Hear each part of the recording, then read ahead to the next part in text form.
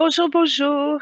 Aujourd'hui, je vous accueille avec un immense plaisir dans Évoluons avec l'âme des célébrités, un espace où l'on explore ensemble la conscience, la vibration et la sagesse cachées derrière les figures publiques qui ont marqué notre imaginaire.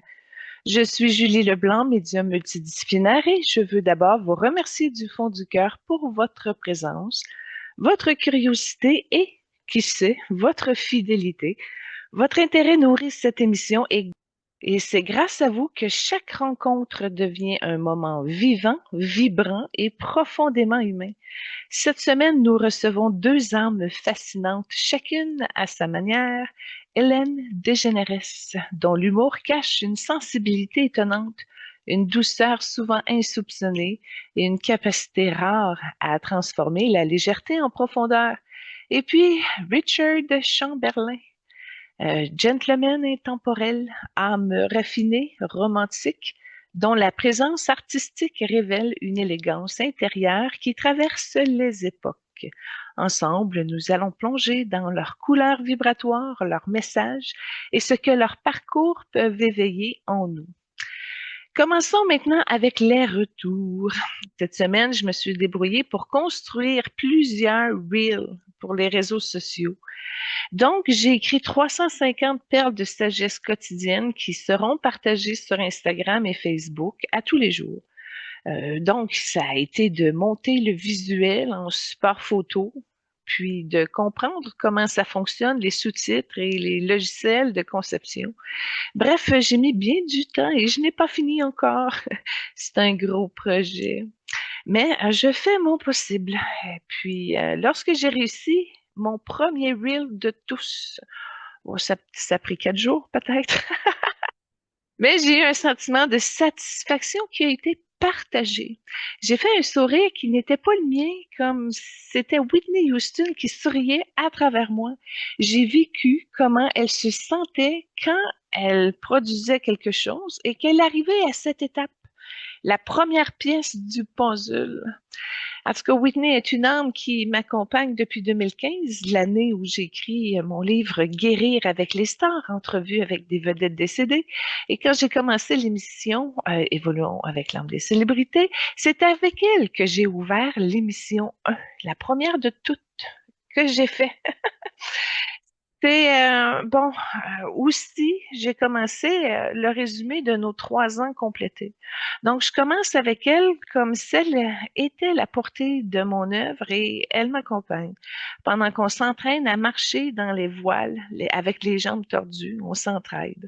Au moins, nous avons la gentillesse et aussi le pouvoir de participer, mais surtout de traverser ensemble. Ça a vidé des peurs à notre plexus, en tout cas, du manque de soutien affectif, entre autres, qui s'est libéré naturellement et qui s'est décroché au troisième œil. Une belle évolution ensemble. Mais j'ai pris le temps de descendre un message de l'âme de Whitney pour le retour. Elle m'a dit, quand tu crées, Julie, tu ne fais pas que produire du contenu, tu ouvres un passage, tu permets à la lumière de circuler. Le dépassement de soi n'est jamais une question de performance, mais une question d'alignement. Chaque fois que tu vas au bout d'une idée, d'un projet, d'un reel, d'un livre, tu fais monter quelque chose en toi et autour de toi. L'accomplissement n'est pas dans le résultat, il est dans la montée vibratoire qui t'a mené jusqu'à lui. Et cette montée, je la vois, je la soutiens et je la chante avec toi. Whitney nous rappelle que l'inspiration n'est pas un hasard, c'est un appel intérieur, une fréquence qui guide les âmes prêtes à s'élever. Elle poursuit. Tu n'es jamais seul quand tu crées. L'inspiration, c'est la main de l'âme qui te touche l'épaule. Continue de suivre ta voie même quand elle te semble trop grande. Elle est faite pour toi et moi, je marche avec toi à chaque pas. Retour numéro 2. Cette semaine, j'ai posé un geste immense. Oui, j'ai fait ça encore. J'ai déposé mon troisième livre chez l'éditeur. Bon, il y avait déjà en avril le couple sacré des blessures à la souveraineté. En mai, ils ont reçu les 333 âmes célèbres pour nos 3 ans d'évolution, un cercle de transmission des perles de sagesse. de toutes les âmes qu'on a fait. Puis en juin, ben, je dépose les perles de sagesse quotidienne, c'est-à-dire le contenu de toutes mes reels pour en faire un agenda ou un oracle, ou en tout cas, mon reel. Fait que trois livres chez l'éditeur en attente. Voilà. Puis le deuxième reel que j'ai fait, c'est Kevin Costner. Ben, j'ai un lien dans ma connaissance qui a vu ce reel et qui a ouvert une porte pour des semences que j'ai déjà faites. Bref, j'ai mesuré le taux de croissance et elles sont pas mal plus solides et mes semences poussent vraiment bien. C'est son premier coup de baguette magique que Kevin fait apparaître dans mon évolution. C'est un beau cadeau qui aide concrètement à l'avancement de ma cause. C'est une belle reconnaissance. Donc, il a fait en sorte qu'un contact important qui peut changer la donne voit son reel. Et puis, en tout cas, j'ai aimé le lien qu'il a fait. Voilà, alors je la remercie. Puis c'est une belle intervention. Retour numéro 3, maintenant, celui-là concerne Lady Diana Spencer. Quand j'ai envoyé mon livre de mes reels chez l'éditeur, j'ai accompagné d'un exemple concret en choisissant un reel parmi tant d'autres. Et puis, c'est Diana qui s'est présentée pour avancer le projet chez l'éditeur. Donc, l'éditeur a reçu toute sa présence à travers mon œuvre et mon courriel. Mais pour l'émission, j'ai un message de Diana pour vous. Elle dit: Julie, je suis venue marcher avec toi à cette étape parce que ton œuvre porte la même intention que ma vie: élever, apaiser et humaniser. Tu écris pour guérir, tu crées pour relier, tu avances pour ouvrir des chemins que d'autres n'osent pas encore emprunter. Elle dit que mon troisième livre n'est pas seulement un manuscrit, c'est un passage, un seuil, une consécration intérieure. Elle poursuit: tu arrives dans un moment où ton travail n'est plus une succession de projets, il devient un héritage. Et je voulais être là pour t'accueillir dans cette nouvelle dimension de toi-même. Lady Diana me montre qu'elle m'accompagne parce que mon œuvre porte une vibration de service, de sensibilité et de dignité du cœur.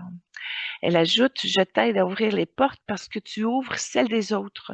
Je t'accompagne parce que tu accompagnes. Je marche avec toi parce que tu marches pour la lumière.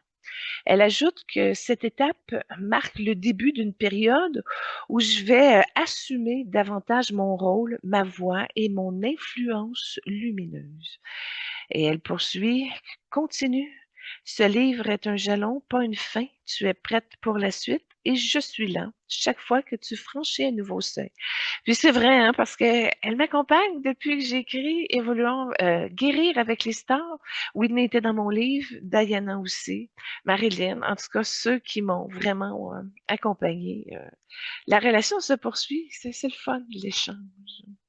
En tout cas, pour vous, chers auditeurs, elle encourage les gens à se dévouer à une œuvre provenant de votre propre conception, à suivre votre cœur et à vous dévouer à ce que le temps vous propose pour être. Saisissez l'occasion de vivre véritablement votre vie avec un niveau de progression concret de votre essence appliquée auprès d'humains avec qui on interchange continuellement. Saisissez l'opportunité de choisir l'intégrité et votre marche sera en accord avec votre moment présent. Prochain retour, ben oui, on poursuit. Parce qu'un coup c'est livré chez l'éditeur, ben c'est Ernest Hemingway qui ouvre la marche. Donc lui, il s'occupe, son énergie directe, structurante, tranchante, comme une ligne claire, vient poser de l'ordre, de la cohérence et de la solidité. Il agit comme un organisateur vibratoire, celui qui prépare le terrain chez l'éditeur pour que mon livre trouve sa place, sa trajectoire, son impact. Donc, j'ai une influence dans le camp opposé. En tout cas, il s'en est donné la mission et j'apprécie franchement son aide auprès de l'éditeur. Et lorsque tout sera en place, lorsque les rouages seront alignés, lorsque l'œuvre aura trouvé son axe chez l'éditeur, c'est Albert Camus qui viendra en assurer la finalité, la densité, la portée philosophique et la profondeur humaine. Il est celui qui donne le sens, qui donne le poids et qui donne le souffle à la masse de l'œuvre. Et il m'a dit, je suis là pour t'aider à faire passer ton œuvre du cœur au monde. Je mets de l'ordre, je trace la route, j'ouvre les portes. Tes livres ont une force brute, une vérité qui doit être portée avec précision. Je veille à ce que rien ne se perde, rien ne se dilue. Je t'aide à frapper juste. Et puis là, Hemingway, bon, qui accompagne dans la première étape pour la structure, la clarté, l'impact et la direction, il agit comme un capitaine qui guide un navire vers le bon port chez l'éditeur. Et Albert Camus, maintenant, propose un message. Il dit, quand l'œuvre sera prête à se tenir debout, j'emporterai la lumière, je lui donnerai sa profondeur, son souffle et sa portée humaine. Je suis celui qui accompagne la dernière étape, celle où une création devient un sens, une trace, une vérité qui touche les autres. Et Camus intervient dans la finalité, la résonance, la densité, la dimension existentielle et universelle. Et il ajoute, tu écris pour relier les mondes, je t'aiderai à faire en sorte que ton livre ne soit pas seulement lu, mais ressenti. Que le livre ne soit pas seulement publié, mais transmis. Alors, à Hemingway, l'architecte, le stratège, celui qui organise l'œuvre pour qu'elle sorte, et Camus, le souffle, la profondeur, celui qui donne à l'œuvre sa masse, sa portée et son humanité. Il ne se remplace pas, il se relaie. Il m'accompagne parce que mon œuvre porte une vibration qui dépasse la simple écriture. Elle touche à la conscience. Et quand ça sera terminé, ben la prochaine étape, là, c'est là où il y aura une sortie publique. Tina Turner accompagnera en éclaireuse. Je sais que pour ma première sortie publique liée à l'œuvre de l'émission, c'est Tina Turner qui va m'accompagner. Elle n'arrive jamais pour les petites choses, elle arrive pour les passages, les bascules, les moments où une âme se met à briller plus fort que ce qu'elle croyait possible. Tina, c'est l'énergie du spotlight assumé, du courage viscéral, de la renaissance, de la puissance qui ne s'excuse pas. Et c'est exactement cette vibration qui vient soutenir mon entrée future dans la lumière publique de mon œuvre. Elle ne m'aide pas seulement à sortir, elle m'aide à franchir, à tenir debout, à occuper l'espace, à laisser l'œuvre être vue, reconnue et reçue. Et son message de Tina, elle dit, Julie, tu arrives à un moment où tu dois arrêter de te cacher derrière ton travail. Maintenant, c'est toi qui dois apparaître avec lui. Je suis là pour t'aider à tenir la lumière. Elle dit que ma première sortie publique n'est pas un simple lancement, c'est un acte de puissance, de vérité, c'est un acte d'âme. Elle ajoute, tu as créé quelque chose qui porte une vibration forte et cette vibration doit être vue. Je t'aide à traverser les peurs, les doutes et la retenue. Je t'aide à marcher comme si tu savais déjà que tu es prête parce que tu l'es. Tina me montre qu'elle agit comme une amplificatrice. Elle augmente mon rayonnement, mon assurance et mon autorité intérieure. Elle ajoute, quand tu vas te présenter au monde, je serai à côté de toi, je vais pousser ton énergie vers l'avant comme une vague pour que tu avances. Tu n'auras qu'à te laisser porter. Et elle ajoute que cette première sortie publique sera un tournant, un moment où mon œuvre cesse d'être intime pour devenir collective. Et elle ajoute, ce que tu as fait n'est pas petit, ce que tu portes n'est pas fragile, laisse-moi t'aider à le montrer, laisse-moi t'aider à briller. J'aurais pu faire un retour sur toutes les âmes que j'ai changées pour construire les reels. Parce que j'échange avec eux, puis je grandis tout le temps. Puis là, on n'a pas le temps de faire un retour de 350 reels. Puis je les ai pas toutes enregistrés encore, j'en ai fait une vingtaine. Mais ça m'améliore dans ma vie, beaucoup grâce à eux. Leur magie qui fonctionne à travers mon destin qui s'opère. Je suis en très profonde reconnaissance et gratitude, mais surtout en dévotion et sans reconnaissance directe encore de toutes sortes.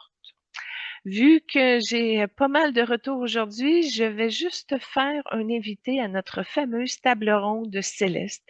Et c'est l'âme de Tony Danza qui vient nous parler des enjeux mondiaux, des solutions personnelles et des armes collectives qu'il propose.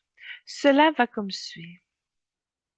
L'atmosphère change avant même qu'il apparaisse. Une chaleur douce envahit la pièce comme un foyer qu'on allume. Une énergie familière, humaine et accessible. L'énergie d'un homme qui a toujours su mettre les autres à l'aise. Puis une silhouette se dessine. Il avance avec une démarche simple, presque modeste, mais chaque pas qui se dégage est une force tranquille. Il porte cette aura rare des hommes qui ont vécu, aimé, souffert, appris et qui ont choisi la bonté malgré tout. Autour de lui, l'air devient plus léger, on sent la bienveillance, la simplicité, la sagesse du quotidien, la joie de vivre et l'humilité profonde. Tony s'assoit à la table, pose les mains devant lui et il sourit. Et ce sourire a traversé des décennies, des rôles, des épreuves, des renaissances, mais provient surtout du cœur et de l'âme. Et quand il parle, c'est comme si un ami de longue date s'adressait à nous. Il commence avec une voix douce, chaleureuse, presque paternelle. Il dit: «Merci de m'avoir invité. Je ne suis pas un sage, je ne suis pas un maître, je suis juste un homme qui a beaucoup appris en tombant, en se relevant et en aimant la vie malgré tout. Et si ça peut aider, alors je suis là.» Les enjeux mondiaux, selon lui, bien le premier, c'est que les gens ont oublié comment être bons envers les uns et les autres. Il dit: on vit dans un monde où tout va vite, tout est compétition, où tout est performance. Les gens sont fatigués, stressés, surchargés. Et quand on est épuisé, ça devient dur. Pas parce qu'on est mauvais, parce qu'on est blessé. Euh, Tony parle d'un monde où les gens ne s'écoutent plus, ne se regardent plus, ne se comprennent plus et se protègent au lieu de s'ouvrir. Puis il ajoute: la bonté, ce n'est pas naïf, c'est courageux. C'est ce qui manque le plus aujourd'hui. Concernant le deuxième enjeu, il parle de la perte de communauté. Il dit: avant, les gens vivaient ensemble, ils se connaissaient, ils s'entraidaient, ils partageaient. Aujourd'hui, chacun vit dans sa bulle. Il voit des familles isolées, des voisins qui ne se parlent plus, des jeunes qui se sentent seuls, des anciens qui se sentent oubliés. Puis Danza ajoute: un être humain n'est pas fait pour vivre seul. On a besoin les uns des autres, on a besoin de se sentir appartenir. Et puis le troisième enjeu, c'est que les gens ne savent plus ralentir. Elle dit: tout le monde court, tout le monde va arriver à quelque part, mais personne ne sait pourquoi et personne ne prend le temps de respirer. Il parle d'un monde où on confond vitesse et réussite. On confond productivité et valeur et on confond agitation et vie. Il ajoute: quand tu vas trop vite, tu passes à côté de ta propre vie et c'est là le vrai drame. Comme solution personnelle, il propose d'être bon, même quand personne ne regarde. Il dit: la bonté n'est pas un geste, c'est une manière d'être, une discipline et un choix. Il invite chacun à sourire, à aider, à pardonner, à écouter, à encourager et à soutenir. La bonté, c'est contagieux. Tu changes le monde, une personne à la fois. Il propose également de prendre soin de ses relations. Il dit: les gens, c'est ce qu'il y a de plus précieux dans la vie. Pas les trophées, ni les succès, pas les possessions. Et ce sont les gens. Il propose d'appeler quelqu'un qu'on aime, de dire merci, de dire je t'aime, de réparer ce qui peut l'être et de créer des moments simples. À la fin, ce qui reste, c'est l'amour que tu as donné et celui que tu as reçu. Et il propose également de ralentir, de respirer, de profiter. Tony dit que la vie, ce n'est pas une course, c'est une danse. Et si tu vas trop vite, tu marches sur tes propres pieds. Il invite chacun à savourer, contempler, rire, jouer, se reposer. Le bonheur, c'est dans les petites choses, pas les grandes. Les solutions collectives qu'il propose, de recréer des communautés. On a besoin de se retrouver, de se parler, de se soutenir, de se connaître. Denza parle de cercle, de groupe, de famille choisie, de voisinage vivant, de communauté de cœur.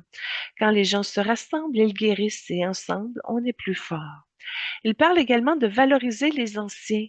Les anciens, c'est la mémoire du monde. Ils ont vécu, ils ont appris, ils ont survécu, ils ont des trésors à transmettre. Puis là, il y a une connexion en lien avec Frank Sinatra. Il ajoute: un monde qui oublie les anciens oublie la sagesse. Et remettez l'humilité au centre, dit-il. On parle de technologie, d'économie, de performance, mais on oublie l'essentiel. L'humain, le cœur, la dignité, la présence. Tony conclut: si on remet l'humain au centre, tout le reste se replace. Il se lève, pose une main sur la table et sourit avec cette chaleur qui lui est propre. Il conclut: la vie est trop courte pour être dure, trop courte pour être pressée, trop courte pour être froide. Sois bon, aime, ralentis, profite. Et surtout, n'oublie jamais que tu es ici pour vivre, pas pour performer. Le monde a besoin de plus de cœur et c'est ça, le quelque chose que chacun peut offrir. Puis il s'incline légèrement avec une élégance simple qui le caractérise et son énergie laisse derrière elle une chaleur douce, presque familière. Voilà ce qui conclut nos retours cette semaine. Pour la prochaine partie de l'émission, je vous présente la première trame sonore de notre âme invitée de la semaine. Elle est dans les descriptifs de l'émission. C'est un lien YouTube, vous avez à cliquer dessus. Vous pouvez faire ça n'importe quand, avant, après, pendant, c'est votre convenance. Mais dans cette reprise inattendue d'Unchained Melody, Hélène Desgeneres nous révèle cette facette beaucoup plus tendre que celle que le public connaît. Derrière l'humoriste vive, rapide et lumineuse, on découvre ici une âme qui ose toucher la vulnérabilité, la nostalgie et le romantisme même. En revisitant la scène culte de Ghost, elle ne cherche pas à imiter, elle transmute. Elle transforme l'humour en douceur, la parodie en hommage et laisse filtrer une sensibilité profonde, presque chuchotée. C'est une Hélène qui nous rappelle que sous le rire se cache souvent une grande délicatesse intérieure, une âme qui sait aimer, ressentir et se laisser traverser par la beauté. Pour la présentation de la vie de nos invités, la présentation matière de la vie de nos invités, je remercie notre recherchiste Lynn Gagné qui a rassemblé le tout. Alors, Hélène Lee Desgeneres est née le 26 avril 1958 à Métairie, en Louisiane. Elle est humoriste, actrice, animatrice, scénariste, productrice et femme d'affaires américaine aujourd'hui à la retraite. Elle a grandi dans une famille modeste, dans une culture chrétienne, la science chrétienne, avec un père agent d'assurance et une mère orthophoniste. Hélène est la cadette d'une fratrie de 2 enfants. Son frère, Vince DeGeneres, deviendra musicien et producteur. Son enfance s'est marquée par le divorce de ses parents en 1974, un déménagement au Texas avec sa mère et son beau-père, un traumatisme majeur. À 15-16 ans, elle est victime d'attouchement et d'une tentative d'agression sexuelle par son beau-père. Ce vécu, elle révélera plus tard, marquera profondément sa sensibilité et son rapport à la vulnérabilité. Puis pendant que j'étais en train de lire ça, ça travaillait dans son ovaire droit, dans son utérus du côté droit, puis en bas au pelvis. Fait que il y a comme le rayon argenté qui est venu nettoyer ça.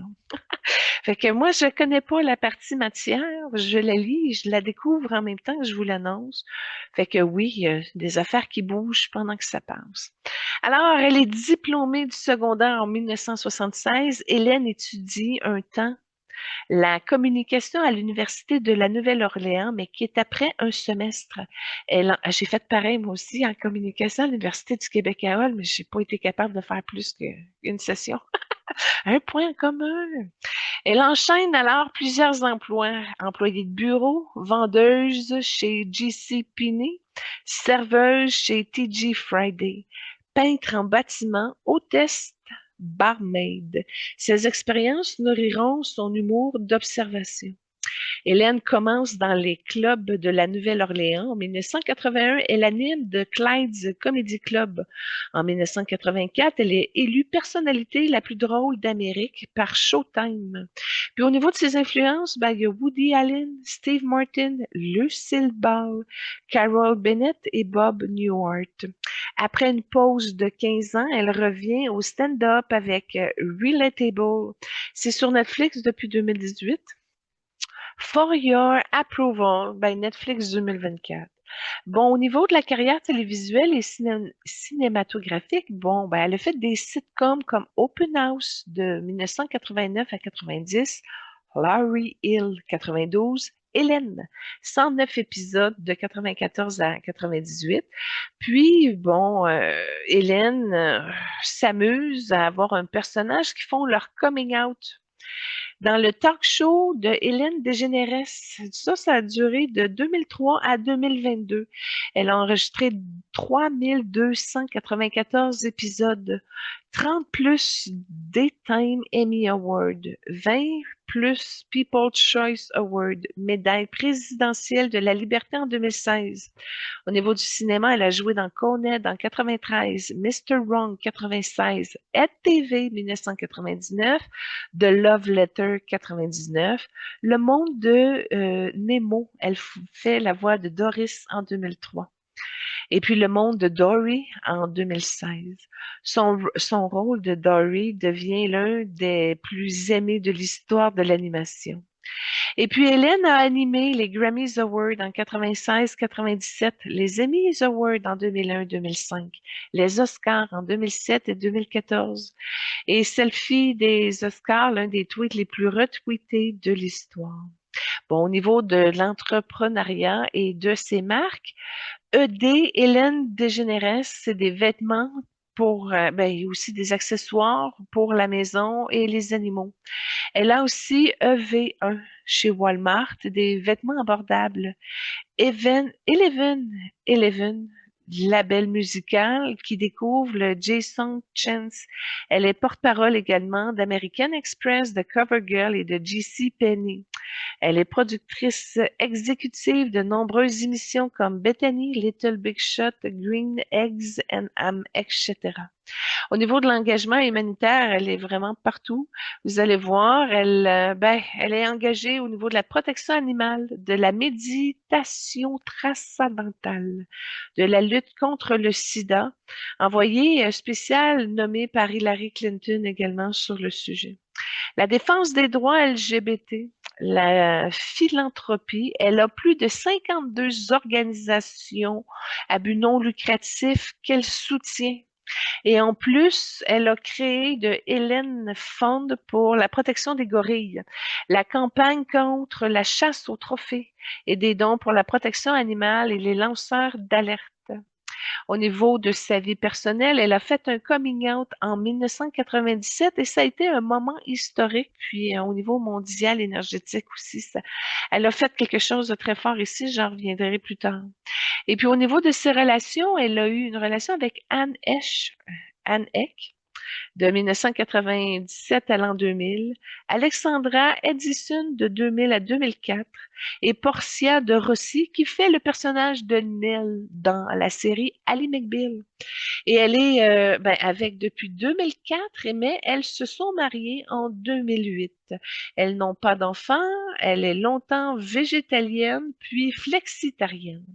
Une grande amoureuse des animaux, une fan de la NFL. Puis au niveau de la santé, de la psychologie, ben, elle a une hypersensibilité, un TDAH, un TOC, une déchirure ligamentaire en 2007, un traumatisme sexuel adolescent, une dépression après son coming out. Et puis en 2020, Hélène fait face à des accusations de climat toxique sur son plateau. Elle présente ses excuses, 3 dirigeants sont renvoyés et une enquête interne est menée. En 2021, elle annonce la fin de son talk show. En 2024, elle déclare avoir été virée du show business pour avoir été méchante et annonce son retrait définitif. Au niveau de sa fortune et son influence, bien, elle a 500 millions de dollars US. Elle n'a plus besoin de travailler. 75 millions d'abonnés sur Twitter, 139 millions sur Instagram, classée parmi les femmes les plus influentes du monde selon Forbes.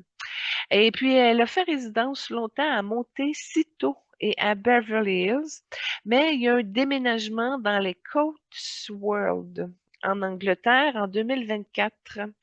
Elle vante de plusieurs propriétés de luxe et en 2025, elle dit vouloir s'assumer et trouve un nouveau projet.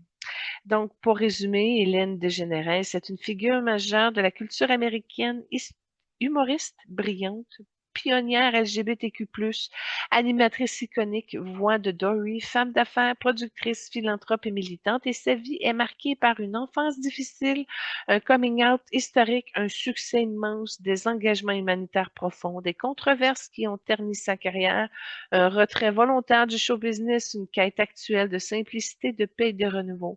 Elle demeure l'une des personnalités les plus influentes, complexes et marquantes de la télévision moderne. Pour notre deuxième trame sonore, c'est un cadeau.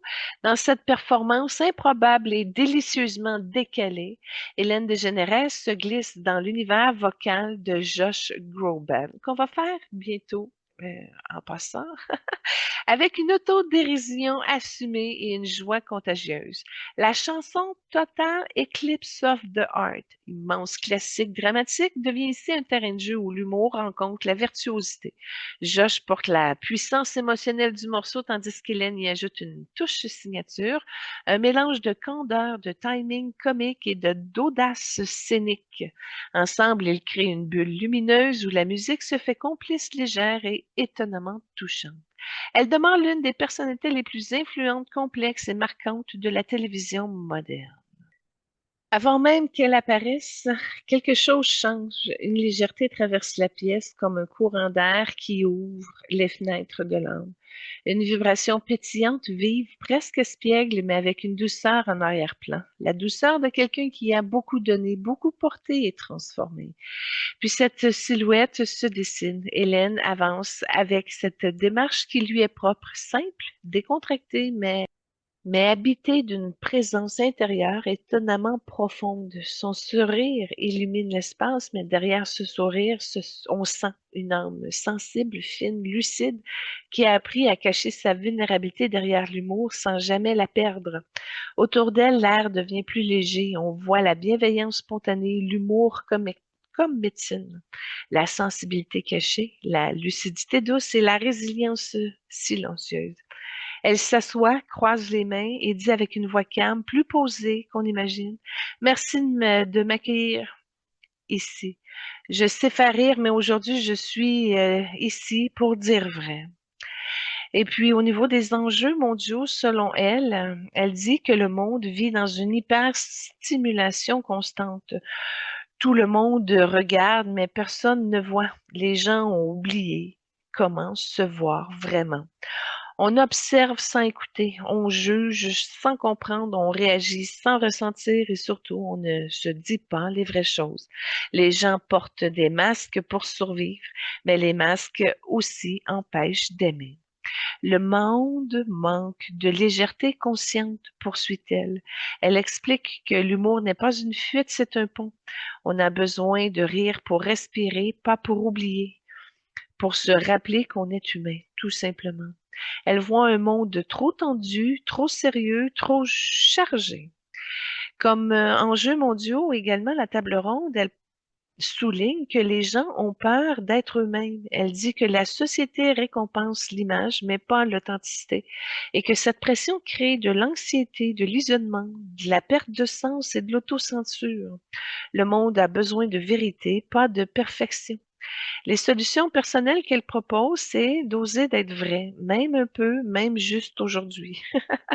Elle dit que l'authenticité n'a pas besoin d'être spectaculaire, elle commence par un geste simple. Dire ce qu'on ressent, dire non, dire oui, dire j'ai peur, dire j'ai besoin d'aide. La vérité libère toujours. Elle parle également de trouver sa manière de respirer. Pour elle, l'humour est une respiration. Pour d'autres, ça sera la danse, l'art, la nature, la musique, le silence. Trouve ce qui t'allège et fais-le souvent. Elle propose également aime-toi assez pour te choisir. Elle dit que l'amour de soi n'est pas égoïste, c'est une base. Au niveau des solutions collectives, elle parle de créer des espaces où les gens peuvent être vrais. Elle parle de cercles, de communautés, de lieux où on peut déposer ce que l'on porte. Elle disait que dans ses émissions, ça faisait cet effet-là.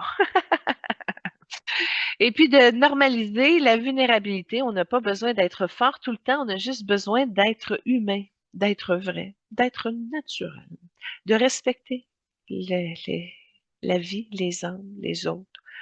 Mais en étant vrai, de ramener la joie dans les interactions. Elle dit que la joie est un acte de résistance. Puis Hélène conclut que la vie est trop courte pour se cacher, pour se juger, trop courte pour ne pas rire.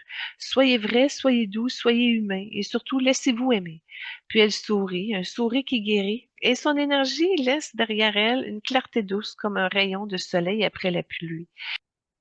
Alors, pour suivre après la table ronde d'Hélène, bon, au niveau de son énergie, c'est une âme libre, humaniste, visionnaire, tournée vers le collectif. C'est un feu intérieur, une impulsivité, un besoin d'agir pour défendre les autres. Très grandes aptitudes au niveau des communications, de l'humour, de la curiosité et de la légèreté. Puis, c'est vraiment une énergie de la différence, de la liberté, de la rupture des codes. Hélène est faite pour bousculer les normes et ouvrir les consciences. Donc, oui, c'est un chemin de vie, de liberté, de mouvement, d'exploration, de changement constant. C'est de la guérison par la parole, de la connexion spirituelle et de la sensibilité extrême. Elle est une messagère vibratoire qui transforme la douleur en humour et en lumière. Bon, au niveau de sa couleur d'âme, Hélène est bleu électrique, un genre de bleu cobalt, avec un halo jaune or. Oui, donc son bleu cobalt pour la communication, la vérité et l'authenticité, et le jaune or pour la sagesse, le rayonnement et la joie. Ensemble, cela donne une âme communicatrice lumineuse qui éclaire par la parole et la bienveillance. Hélène fait partie de la famille d'âmes des communicatrices lumineuses. Ces âmes viennent pour rétablir la vérité, la parole, guérir par la joie, rassembler par l'humour. Hélène est une porte-voix vibratoire. Elle parle pour ceux qui n'osent pas.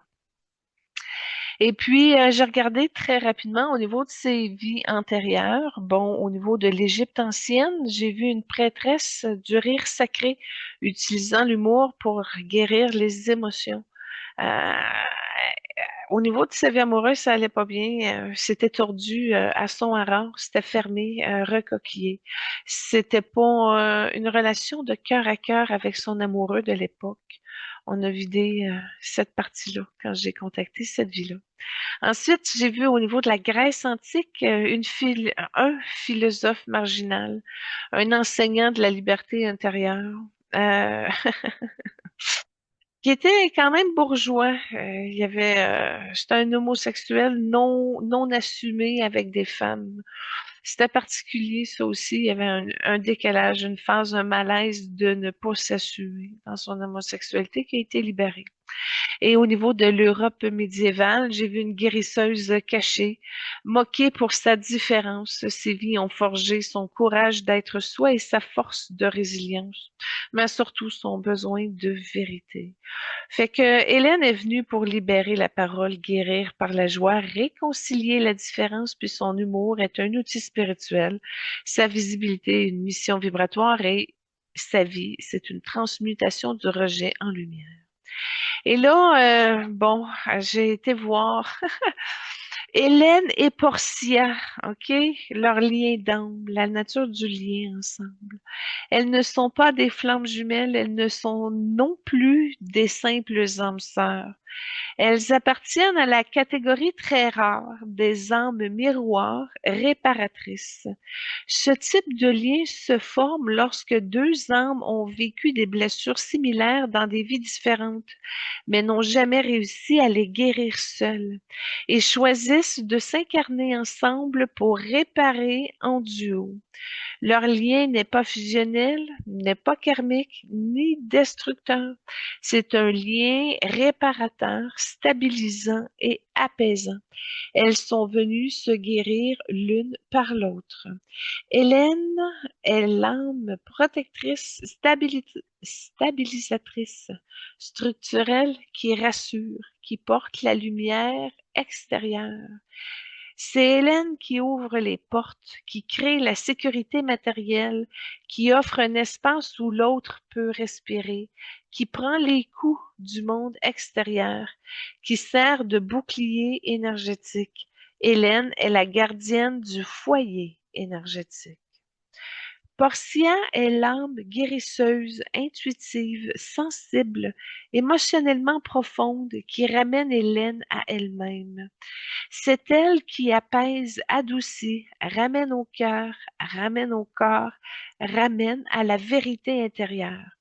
Portia est la gardienne du cœur énergétique. Leur lien fonctionne comme un équilibre parfait. Hélène porte le monde extérieur, Portia porte le monde intérieur. Hélène protège, Portia guérit. Hélène ouvre, Portia stabilise. Hélène donne la lumière, Portia donne la profondeur. Ensemble, elles forment un axe complet, intérieur-extérieur, action et sensibilité, air et eau.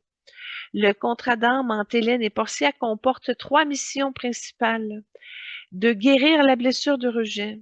Les deux ont vécu le rejet familial, social, identitaire et amoureux. Ensemble, elles réparent la blessure fondamentale « Je ne suis pas aimable tel que je suis ».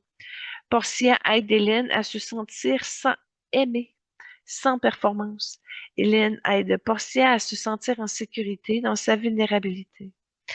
Et le gros de leur mission, c'est de normaliser l'amour LGBTQ, puis ça a une trace mondiale, cet effet-là. Leur couple est un archétype dans la conscience collective. Elle porte la vibration, l'amour entre deux femmes est un amour complet, stable, profond et digne. Elles ont ouvert un espace pour la visibilité, la normalisation, la légitimité, la beauté, la stabilité, la défense des droits humains. Et leur mariage est un acte d'âme, pas seulement un acte légal. Et puis la mission numéro 3, c'est apprendre la douceur. Hélène est une âme marquée par la dureté du monde, la pression, la performance, la blessure de trahison. Portia lui enseigne la lenteur, la douceur, la présence, la tendresse, la simplicité. Portia est la médecine d'Hélène. Et puis j'ai regardé si elles avaient des vies antérieures ensemble. Et oui, j'en ai vu 3 majeures. Une en Grèce antique, les 2 guérisseuses. Elles travaillent ensemble dans un temple dédié à la guérison. Hélène est la protectrice du lieu, Portia est la guérisseuse intuitive. Déjà, elles forment un duo. En Europe médiévale, j'ai vu une vie de 2 femmes cachées. Elles étaient 2 femmes vivant une relation secrète dans un contexte où l'homosexualité était dangereuse. Hélène protégeait, Portia cachait et apaisait. Et cette vie explique leur loyauté, leur fusion émotionnelle, leur besoin de sécurité et leur peur de perdre l'autre. Et j'ai vu une vie en Amérique du 19e siècle où les 2 étaient artistes. Elles portaient, c'était 2 artistes dans une troupe itinérante. Hélène, la comique, Portia, la danseuse. Elles ont vécu une relation libre, joyeuse et lumineuse. Cette vie explique leur créativité, leur humour partagé et leur complicité naturelle. Leur lien actuel, aujourd'hui, c'est un lien qui est dans une phase de repos karmique, de reconstruction, de simplicité, de retour à la terre. Et puis, au niveau de la vie intérieure. Hélène se retire du monde, Portia l'accompagne dans ce retrait. Elles vivent une incarnation de guérison, pas de performance. Ce couple n'est pas un couple temporaire, c'est un couple d'âmes à long cycle. Elles ne sont pas venues pour se réparer, elles sont venues pour terminés ensemble. Et leur lien est stable, profond, karmiquement réparateur et spirituellement aligné. Elles ne sont pas parfaites, mais elles sont justes l'une pour l'autre. Alors, la troisième trame sonore d'Hélène est dansante. Dans cette performance devenue mythique, Hélène entre dans l'univers de la danse avec une audace joyeuse et une sincérité désarmante. Aux côtés de T-Witch, elle ne cherche pas à être parfaite, elle cherche à être vraie. Et c'est précisément ce qui rend ce moment si puissant. Sur cette trame sonore rythmée et électrisante, Hélène incarne l'énergie brute, l'élan du cœur et la liberté du mouvement. Elle nous rappelle que la danse n'appartient pas qu'aux virtuoses, elle appartient à ceux qui osent se laisser traverser par la vie. C'est une Hélène lumineuse, joyeuse, profondément humaine, qui transforme la scène en célébration de l'âme. Hélène s'assoit en face de moi dans un espace ardent. Son énergie est un mélange de bleu électrique et de jaune or. La mienne est en ce moment même pour cette mission-là, dans un mélange de rose or et de blanc nacré. Les deux couleurs se reconnaissent, se saluent et elles s'ouvrent. Alors, j'ai posé mes mains énergétiques devant elle et Hélène a fait pareil. Puis nos mains ont fait apparaître une sphère entre nous deux de toutes sortes de blessures dedans. Il y avait du rejet familial, du rejet social, du rejet identitaire, du rejet médiatique et du rejet intérieur. Alors, j'ai compris, c'était une boule de rejet. Puis la sphère s'est mise à trembler, elle était devenue très, très lourde. Puis elle avait un effet ancien avec un reflet métallique. Et là, soudainement, ça craquait, pouf. J'ai comme passé mon souffle pour changer l'air et c'est l'énergie rose or avec du blanc nacré qui a libéré la soumission, la prostitution, l'exécution, la privation et plusieurs autres expérimentations antérieures que l'âme a débarrassées. Hélène m'annonce ici qu'elle a déjà été ma mère pendant 3 printemps. Elle m'a bénie d'une paix concernant cet espace à cette époque. Elle a vidé du regret de sa vie de mère, s'est pardonnée de son désintéressement et une vague sur le sujet s'est ajustée à son troisième œil parce qu'elle a bien des théories et des expériences sur le sujet de la maternité dans sa vie et ce qui l'amène à être bien centrée sur ses positions et ses choix de femme de vie moderne. Et la sphère assez dissoute. Puis Hélène m'a regardé dans les yeux, tu sais, elle avait les yeux brillants. Puis elle m'a dit merci, je n'avais jamais réussi à déposer ça. Et elle a tendu sa main vers moi. La paume de sa main s'est sortie de lumière jaune or, stable, solide et structurée. Elle l'a déposée dans mon plexus solaire, mais je l'ai senti à mon pied gauche. Ça a descendu dans mon canal de vérité. Puis c'est une connexion d'ancrage à la terre surprenante. Tout ce qu'elle a emmagasiné comme énergie de surproduction, de réalisation d'émissions, elle me l'a transmis. Puis ça s'est aligné directement dans mon canal, dans mon troisième œil, dans mon cœur, puis dans mon être au complet. Ça a fait un effet sur la multidimensionnalité de mes énergies, comme s'il y avait une symbiose d'une sœur.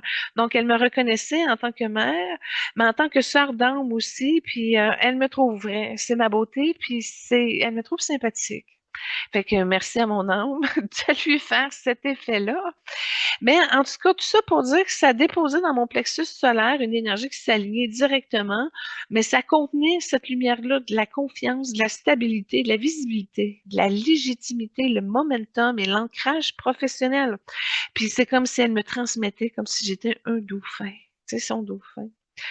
Pas le dauphin qui transmet, mais celui qui transmet son héritage de codage vibratoire à quelqu'un qui peut prendre la relève. Donc, mon axe s'est redressé instantanément, puis ça m'a offert la capacité de me reposer quand toute la pression médiatique va être là, quand ça va être ouvert, je vais être capable de me déposer. Donc, c'est un cadeau, tu sais, comme si je savais à l'avance comment garder l'humilité et l'équilibre pour être stable malgré ce que ça demande. C'est pas facile à expliquer, j'en suis désolée. Mais mon horizon s'est ouvert et ma mission s'est solidifiée comme une sorte d'ancrage grâce à l'héritage qu'elle me transmet. Et ben, c'est surtout pour que ça ne soit pas renié pour exister malgré la performance et les horaires exigeants. Et Hélène, dans son langage d'âme, m'a dit, Julie, t'es prête, tu es vue, tu es portée, continue. Ça m'a motivée, puis ça m'a déposé une croix en C argentée au troisième œil en me disant, on n'est jamais petit.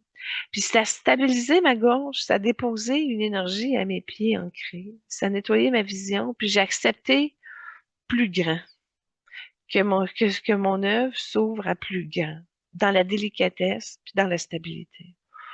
En tout cas, entre nous deux, il y a une grande forme énergétique qui s'est accompagnée. Puis il y a une sainte lumière qui est approchée. Puis c'est comme, je crois que c'était Maître Jésus, mais il y avait un pôle avec une vibration de Marie-Madeleine puis Anna, comme s'ils étaient venus fusionner à trois. OK? Je l'ai appelée la sainte lumière. Elle est apparue, elle est venue, puis elle a illuminé avec nous la honte collective, le rejet, la violence, l'injustice, la trahison, l'incompréhension et la douleur transgénérationnelle. Puis quand j'ai vu tout ça, ben, j'ai activé immédiatement mon cœur christique. En tout cas, je profite de Jésus quand il est là pour jouer avec, à me stimuler. Mais ça virait en puissance de Kalinours, tu sais, là, la lumière qui sort du cœur. Puis c'était cette vibration-là, rose or, qui était ma signature du moment. Et puis, Hélène, surprise, essaie d'abord de jouer comme si elle voulait cacher sa vulnérabilité derrière l'humour.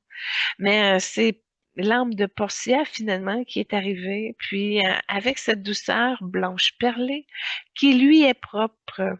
Et ensemble, elles se sont amusées à illuminer l'espace. Fait qu'on était une belle petite gang. Donc, mon rose or, le bleu électrique d'Hélène, puis le blanc perlé de Portia, plus la sainte lumière. Alors, il y a quelque chose d'inattendu qui s'est produit. Plusieurs millions d'âmes se sont jointes à nous. Des millions, mais je pourrais peut-être dire même un milliard, OK, dans une belle lumière jaune, rose et blanche. Et là, les mémoires, les intentions, les cœurs, ça s'est comme joint à nous dans cet espace intérieur pour alléger l'égrégore. Je dis l'égrégore, mais mettons, c'est un égrégore qui en contient plusieurs, en lien avec le LGBTQ+. Puis, c'est comme s'il y a eu une illumination de cet amas de blessures, de honte, de rejet, de violence, de non-acceptation, de non-reconnaissance, de dérivés, de torture et etc. Tu sais, la thématique au complet, là. Puis, écoute, c'est accumulé depuis des générations, mais depuis des millions d'années. J'ai vu une incarnation où c'était très préhistorique, puis on tapait à coups de bâton les homosexuels parce qu'on voulait pas que ça arrive. Fait que ça fait longtemps qu'il y a de la cruauté animale. L'homme singe, l'homme primitif. Mais en tout cas, ça a été comme un miracle instantané parce que ça brillait, puis ça soulageait, illuminait beaucoup de cœurs et âmes en même temps. Parce que ça a été un travail avec des milliards d'âmes, un travail de lumière. Mais écoute, ça a été puissant, ça a été tenu pendant 45 minutes, donc l'équivalent d'une méditation solide. Que j'ai pas enregistré, que j'ai faite par moi-même avec le moment. Mais la forme sombre s'est transformée. C'est devenu plus léger, plus clair, plus respirable. Il y a eu beaucoup de peine. Ça a dégagé.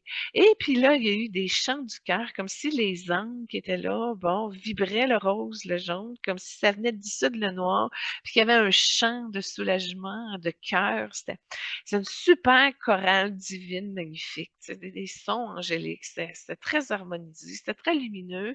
Puis Hélène, elle s'est repentie, elle a comme libéré des péchés et tout, comme si elle rentrait en confession pour que toute la lumière parte avec tout. Ça marchait. Elle est encore en train de nettoyer des morceaux, pas je vous en parle, puis elle est encore sur le sujet, mais j'ai fait une tape sur l'épaule avec un sourire bien accompagné dans la lumière de Dieu. Oui, le bleu ciel avec le blanc, puis un petit peu de jaune. Donc, c'est pas une guérison totale, mais c'est un ménage énergétique très puissant. Ça a allégé, il y a eu des réparations, ça a été un acte d'amour commun, un rassemblement. comme quand tu ranges ta maison, tu sais, oui, tu fais le ménage, c'est le fun, c'est mieux, mais c'est pas comme l'effet si tu déménages. Tu sais. La guérison, elle a plusieurs niveaux. Je dis pas que demain matin, les homosexuels auront la paix, l'équilibre, surtout dans des milieux plus agités, là, mais en tout cas. Tout ça pour dire que on s'est fait des beaux cadeaux. Puis après la méditation, elle est venue me revoir, mais elle était reposée. C'est comme s'il n'y avait pas grand mot qui sortait, mais elle était heureuse et soulagée. Elle m'a offert une plume bleue lumineuse de sa couleur, comme quoi que ben comme un don, comme quoi je prends pas sa parole, mais sa manière de communiquer. Elle m'a pris sous son aile, OK? Puis la bleue la relie directement à son écriture, à son âme, à son être. Puis ce que ça vibre, c'est la parole juste, la communication inspirée, la vérité libératrice, la légèreté dans le travail, puis la fluidité dans la mission. Puis ça, là, c'est un super beau cadeau. Un cadeau de communication sacrée. Je l'ai béni avec tellement de plaisir, de multiplication, de retour de cette lumière-là. Puis là, Portia a voulu m'offrir aussi un autre cadeau.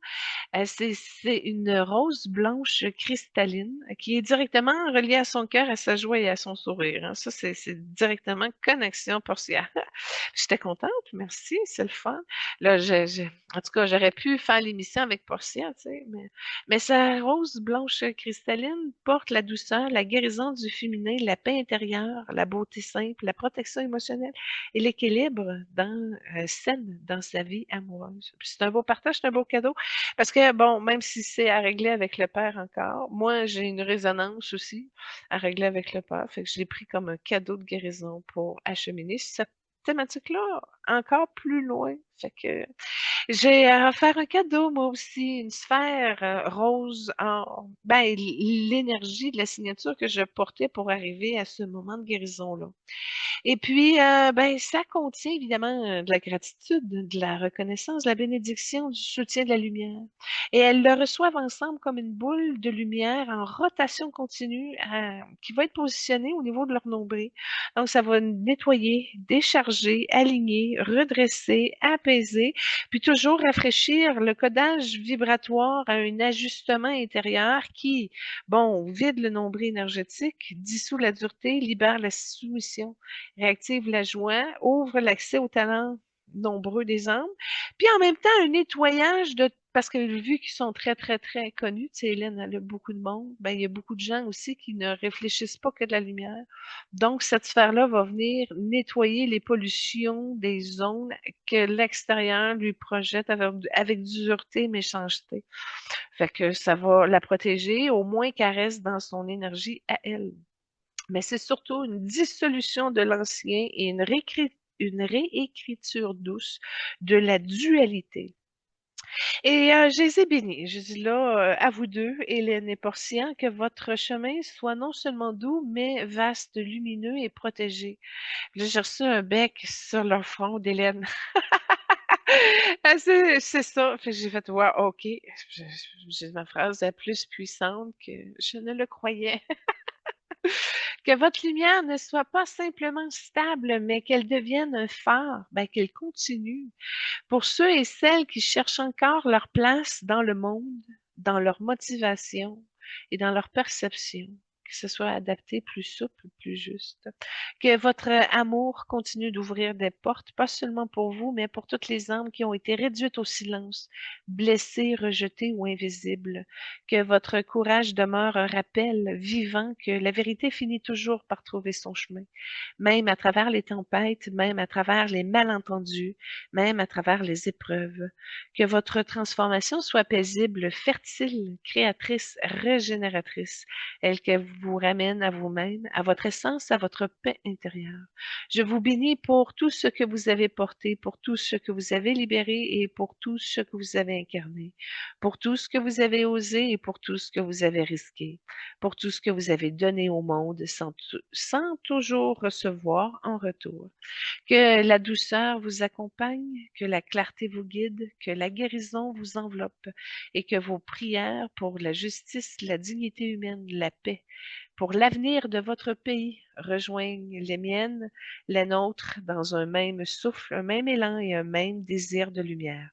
Que ce qui doit être équilibré s'équilibre, que ce qui doit être apaisé s'apaise, que ce qui doit s'ouvrir s'ouvre et que la lumière toujours trouve son chemin.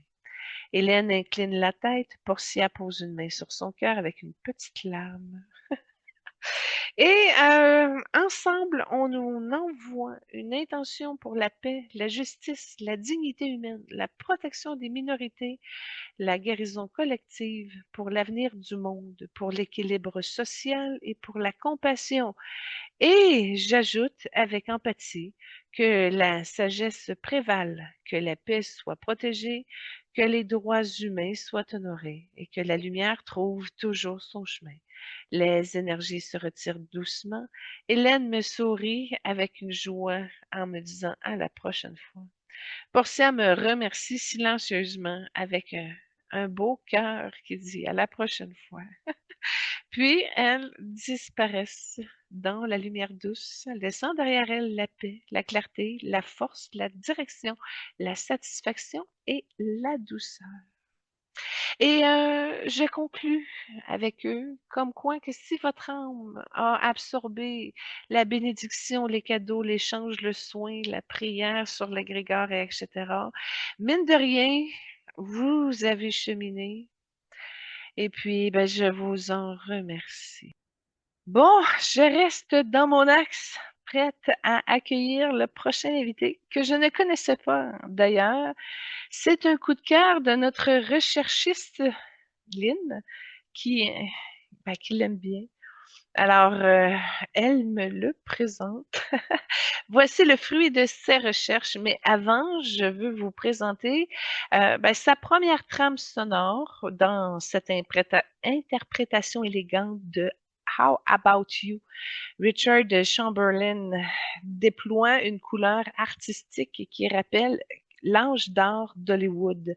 Charme discret, sourire en coin, voix douce et présence parfaitement maîtrisée. Il chante et danse avec une aisance naturelle, presque intemporelle, comme si la scène était son habitat le plus vrai.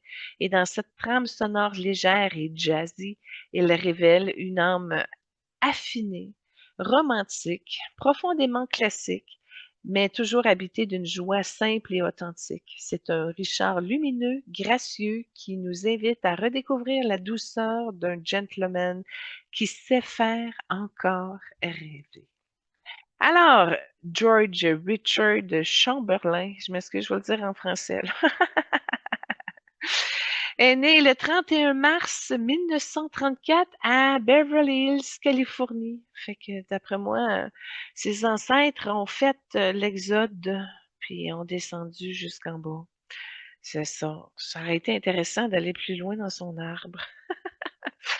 Et puis, il est décédé le 29 mars 2025 à Waimanalo, à Hawaï. Cause du décès, accident vasculaire cérébral à l'âge de 90 ans. Donc, il a une nationalité américaine et sa profession était acteur, chanteur, créateur. Et bon, son père, Charles Exon Chamberlain, agent commercial, et sa mère, Elsa Winifred Matthews, née Von Beson. Il a un frère, William Hayes, et puis il a des origines anglo-saxonnes et allemandes. Son milieu stable, classe moyenne supérieure, éducation soignée. Il grandit à Beverly Hills. C'est un enfant sensible, réservé et artistique. Très bon élève, discipliné, perfectionniste. Développe tôt un intérêt pour le théâtre et la littérature. Il est diplômé de Beverly Hills High School en 1952. Il a des études au Pomona College en 1952-1956 comme formation d'acteur classique. Puis il a un service militaire dans l'United States Army, envoyé en Corée du Sud de 1956 à 1958. Il a le grade de sergent. En 1959, il cofonde la troupe Company of Angels avec Léonard Nimoy. Et puis en 1959, il fait des apparitions dans Alfred Hitchcock Present, qu'on a fait d'ailleurs dans un spécial Halloween antécédent. Alfred. Et puis en 1960, c'est son premier film, The Secret of the Purple Reef. Il a eu une explosion médiatique avec Dr. Kildare de 1961 à 1966. Il a eu le rôle titre dans 191 épisodes. Il est devenu une idole du féminin public. Et puis, il a eu un Golden Globe du meilleur acteur en 1963. Sa relation fictive avec Linda Evans sert à protéger sa vie privée. En 1966, il joue au théâtre avec Breakfast à Tiffany sur Broadway, mais c'est un échec critique. En 1968, il joue dans Pétulia avec Julie Christie. De 1969 à 71, il joue Shakespeare. Il fait Richard II dans Hamlet. En 1970, il joue dans l'adaptation télé de Hamlet, un film de Hallmark Hall of Fame. De 1971 à 75, c'est un cinéma d'auteur, de Music Lover, de Lady Caroline Lyme, Les Trois Mousquetaires, La Tour Infernale, Le Comte de Monte Cristo. Et puis, dans sa carrière, dans les années 76, il joue dans The Slipper and the Rose avec le Prince Édouard, où c'est son rôle, le Prince Édouard. 1977, The Last Wave, David Burton. 1977, L'homme au masque de fer, Louis XIV et Philippe. Ah, c'est la relève, c'était l'inspiration de Leonardo DiCaprio. Et puis, en 1978, The Swarm, 1978, de Centennial. Oh mon Dieu, excusez. Centennial. Et 1978, Father and Son, Will Bill Hitchcock. Âge d'or, Le Roi des Mines, mini-série de 1980 à 89. Il joue dans Shogun le rôle de John Blackhorn.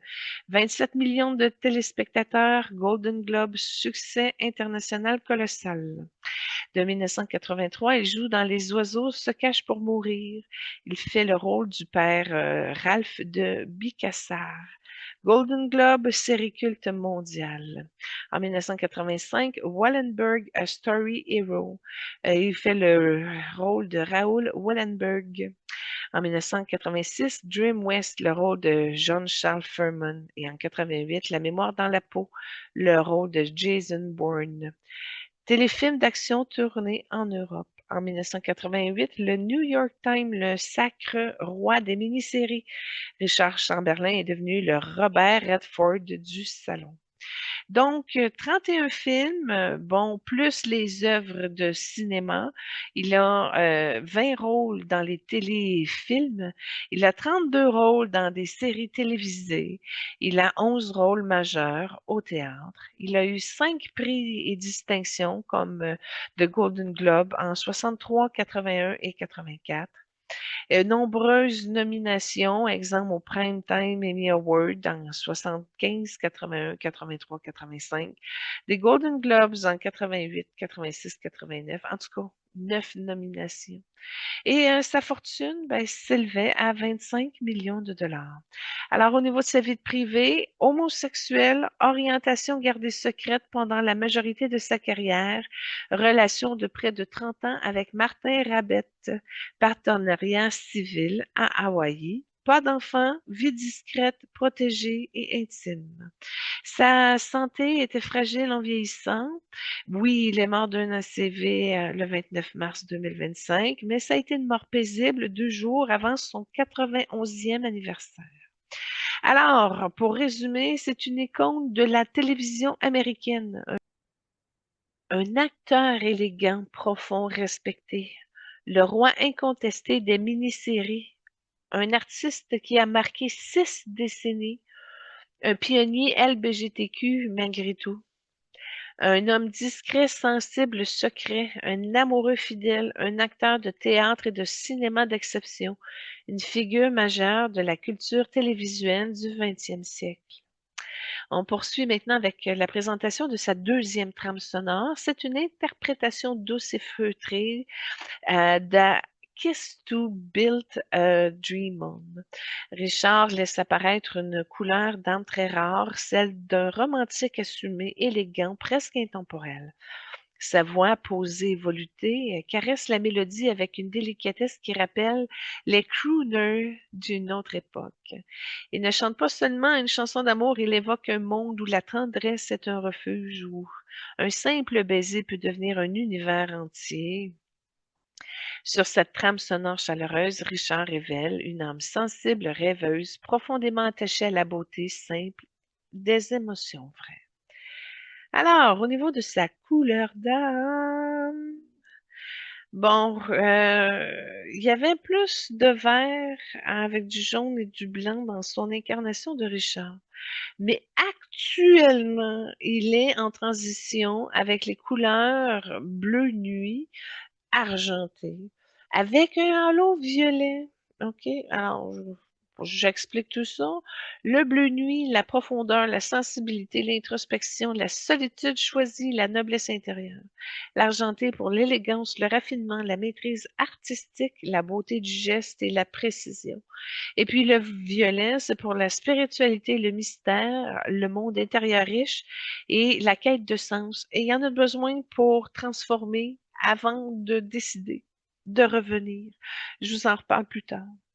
Alors, Richard est une âme noble, sensible, raffinée qui a vécu dans la retenue, la pudeur, puis la profondeur. Et Richard appartient à la famille des artisans de l'élégance. Et ce sont des âmes qui viennent incarner la beauté, élever la culture, transmettre la noblesse intérieure, jouer des rôles qui éveillent la conscience, porter la dignité de l'art et protéger leur intimité comme un sanctuaire. Ce sont des âmes qui ne vivent pas pour la célébrité, mais pour l'art. Et puis, ben, c'est la liberté intérieure, l'authenticité, la vérité personnelle, l'exploration, puis la rupture des normes. Chez lui, cet intérieur discret et secret. Il a vécu sa liberté dans l'ombre, dans la prudence et dans la retenue. C'est l'artiste, le charme, la créativité, l'expression de la beauté. Un être libre à l'intérieur, mais expressif à travers l'art. C'est une énergie de courage, d'impulsion, de désir d'exister, de force intérieure et de leadership artistique. Mais il est introverti, puis s'est tourné vers l'art, pas vers la conquête. Alors, il a une intensité émotionnelle, il est capable de porter les secrets, la profondeur, les passions cachées et la vulnérabilité protégée. D'après moi, il y a pas mal de scorpions dans son ciel. Donc, bon, oui, une vie privée secrète, une sensibilité extrême, une profondeur émotionnelle et un magnétisme discret, avec élégance, charme esthétique, diplomatie et beauté. C'est un guerrier sensible dans un corps d'artiste. Mais, bon, il y a une blessure d'âme qui est apparente. Il a dû cacher qui il était. Ça crée une tension intérieure. Je montre tout ça, sauf moi. Et puis, la blessure de l'invisibilité émotionnelle. Il a été vu comme une star, mais rarement comme un homme. Il y a une blessure également de la retenue. Il a vécu dans le monde où il ne savait pas s'exprimer librement. Et j'ai été voir au niveau de ses vies antérieures, j'ai vu un chevalier poète, un homme noble, sensible, loyal, qui servait la beauté et la justice. Déjà, il avait l'élégance, la retenue et la profondeur. J'ai vu un moine calligraphe, un artiste silencieux dédié à la beauté du geste et de la vérité écrite. Déjà, ben, il y avait la discipline, la solitude et la perfection. Et j'ai vu un acteur masqué du théâtre grec, un homme qui portait des masques pour dire la vérité. Déjà, ben, le rôle, l'identité, la dualité. Et puis, en regardant ces trois vies-là, j'ai vu sa pudeur, sa profondeur, sa noblesse, sa maîtrise artistique et sa vie privée protégée. Parce que Richard, dans sa mission d'âme, là, il est venu pour incarner la beauté, élever la culture, porter la noblesse intérieure. montrer la profondeur derrière la célébrité, vivre une vie d'artiste, pas une vie de star, protéger son intimité comme un temple, aimer en silence, mais aimer profondément. Sa mission n'était pas d'être un symbole LGBTQ, sa mission était d'être un artiste noble, un homme sensible, un être profond. Et puis aujourd'hui, Richard porte la paix, l'élégance, la maturité, la sagesse, la douceur, la lumière intérieure. C'est une énergie calme, posée, noble et apaisée. Troisième trame sonore de notre invité, c'est Richard qui chante Joy into the Morning. On entend quelque chose de rare, la vulnérabilité d'un homme qui n'a jamais pu se montrer entièrement, mais qui, dans la musique, laisse tomber un peu son armure. Il chante comme un homme qui a aimé le silence, comme un homme qui a vécu derrière des portes closes, comme un homme qui a porté la beauté comme un manteau et la solitude comme un secret. Sa voix tremble légèrement, pas par faiblesse, mais par authenticité. Elle porte la délicatesse d'un cœur sensible, la retenue d'un homme pudique, la noblesse d'un artiste qui ne triche pas, la douceur d'une âme qui cherche la paix et la lumière argentée d'un être qui veut faire le bien. Il y a dans cette chanson une mélancolie douce, une tendresse retenue, une force tranquille et une élégance intemporelle. C'est alors que l'atmosphère change subtilement, une élégance douce envahit la pièce comme un parfum ancien, délicat et intemporel, une chaleur raffinée, une noblesse tranquille, une présence qui apaise avant de parler. Puis Richard apparaît à la table ronde céleste. Il avance avec une grâce naturelle, presque chorégraphiée, comme si chaque geste était une note de musique. Son regard est lumineux, profond, empreint d'une sagesse tendre. Autour de lui, l'air devient plus calme. On voit la dignité du cœur, la douceur du gentleman, la profondeur d'une âme romantique, la sagesse de l'expérience et la paix intérieure. Et ça guérit une partie de mon cœur. Quand j'ai vu ça, ça me réconciliait. J'ai trouvé ça tellement beau, charmant et aimable, là. Ça me guérit. Alors, il poursuit, merci de m'accueillir, je viens avec simplicité et gratitude. Alors, concernant les enjeux mondiaux, selon lui, le monde manque de beauté intérieure. Il dit que les gens cherchent la beauté à l'extérieur, mais oublient celle qui se cultive dans l'âme.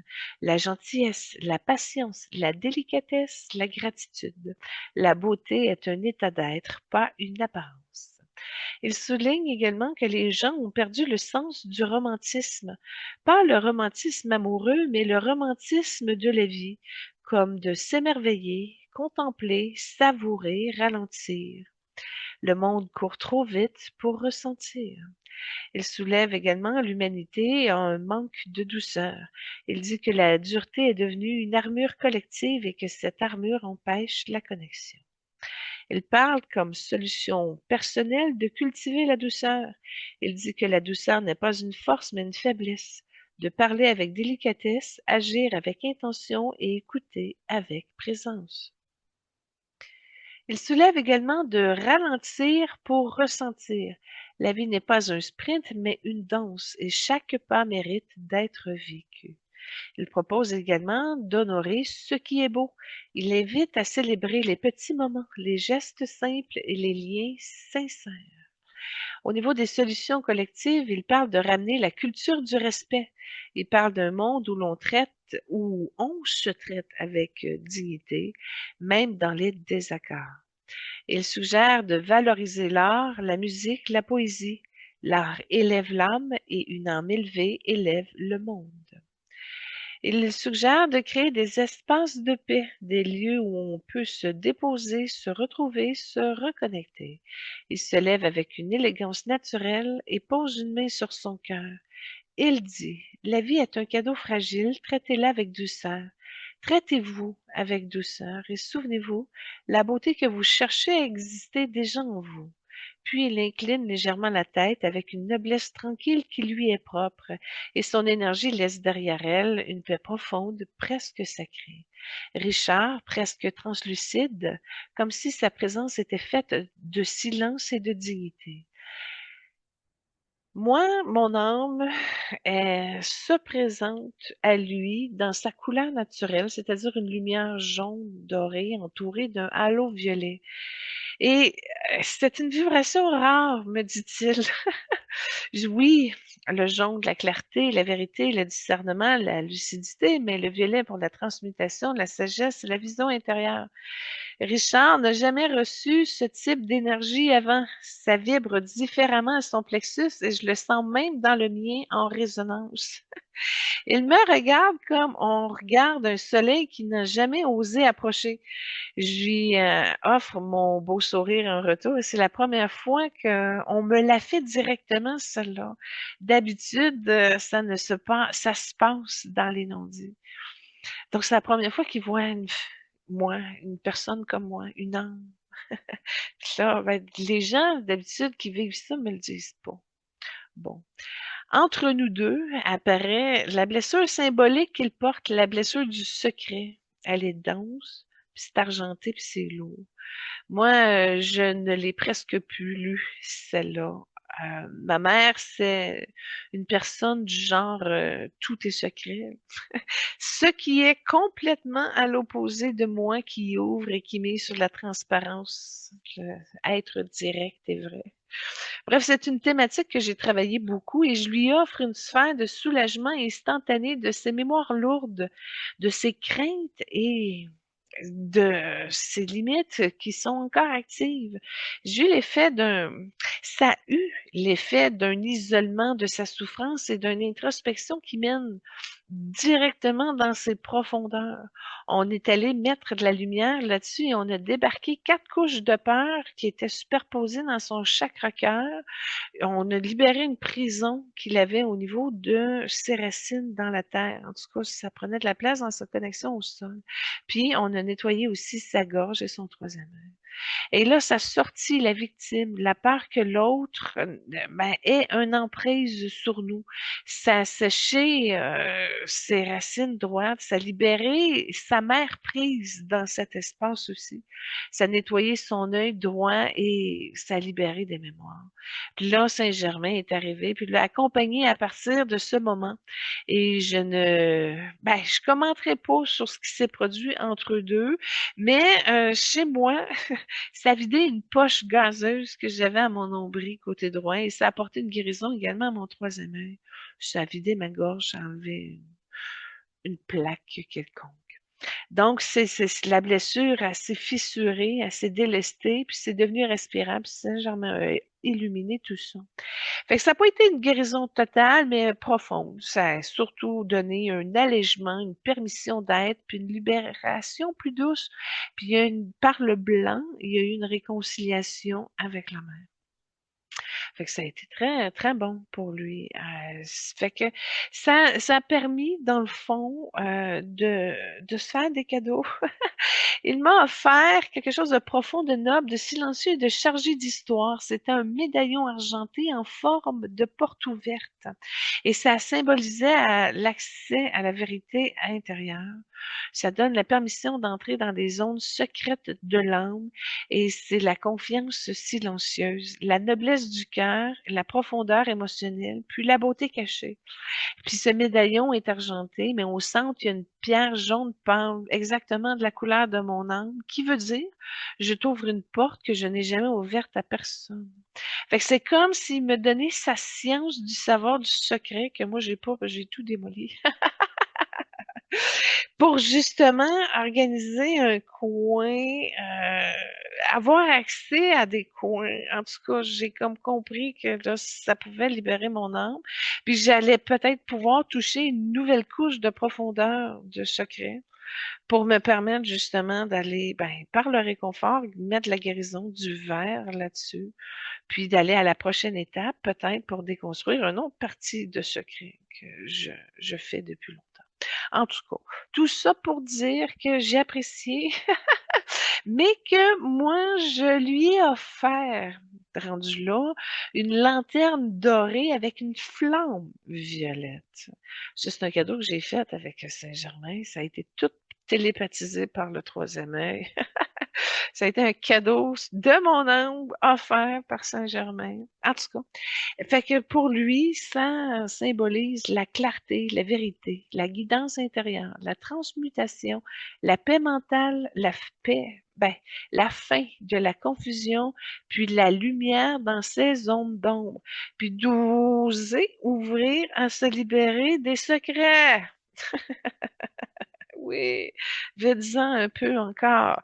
Alors voilà, Richard a vécu toute sa vie dans la retenue, la pudeur, le secret. Cette lanterne est exactement ce qu'il n'a jamais eu. Une lumière intérieure qui ne brûle pas, qui ne juge pas, qui n'expose pas, mais qui apaise. Puis quand il reprend, quand il apprend, sa lumière bleue nuit devient plus claire, plus douce, plus vivante. Puis, avec Saint-Germain, ça fait une transition comme quoi que l'univers lui donnait un cadeau. Ça veut dire que j'ai pas trouvé la source. Mais il a reçu un cadeau supplémentaire, qui est un manteau de lumière bleu argenté, qui symbolise justement la dignité retrouvée, la paix intérieure, la protection, la reconnaissance de sa noblesse d'âme, sa fin de solitude, la guérison de la honte et la beauté assumée. Ce manteau n'est pas un costume, c'est une réhabilitation vibratoire. Puis là, j'ai embarqué avec ma bénédiction, évidemment. Je disais, Richard, ça m'a fait plaisir de te découvrir et d'échanger avec toi et je te bénis maintenant. Que ta lumière bleue nuit retrouve sa clarté, que ton cœur, longtemps caché, s'ouvre enfin sans peur, que la beauté que tu as incarnée devienne maintenant une paix profonde, que ton secret se transforme en sagesse, que ta pudeur devienne douceur, que ta retenue devienne liberté. Je te bénis pour ta noblesse, ta sensibilité, pour ta profondeur, pour ton élégance intérieure, pour tout ce que tu as donné au monde sans jamais réclamer la lumière.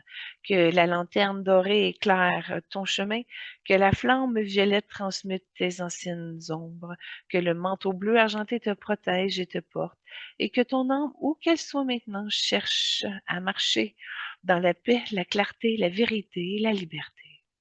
Alors, où il est rendu maintenant, ce monsieur Chamberlain? Bon, il est rendu sur le plan de la paix noble. Ah, vous savez c'est où ça, hein? Mais c'est un espace bleu nuit argenté où vont les âmes sensibles, élégantes, profondes, qui ont vécu dans la retenue et qui ont porté la beauté comme mission.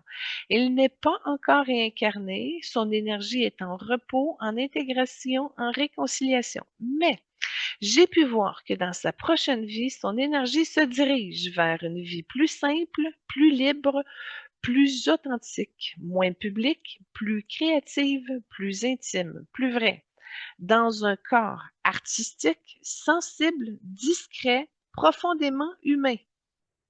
Alors voilà, chers auditeurs, merci d'avoir été là. Merci d'avoir vibré avec nous. Merci d'avoir accueilli Richard et Hélène dans toute leur noblesse, leur profondeur et leur belle lumière.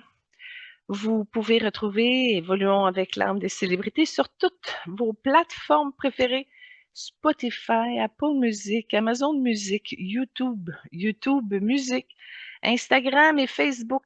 Et ne manquez pas le réel du jour, le real, avec cette perle de sagesse quotidienne offerte de la part de nos invités.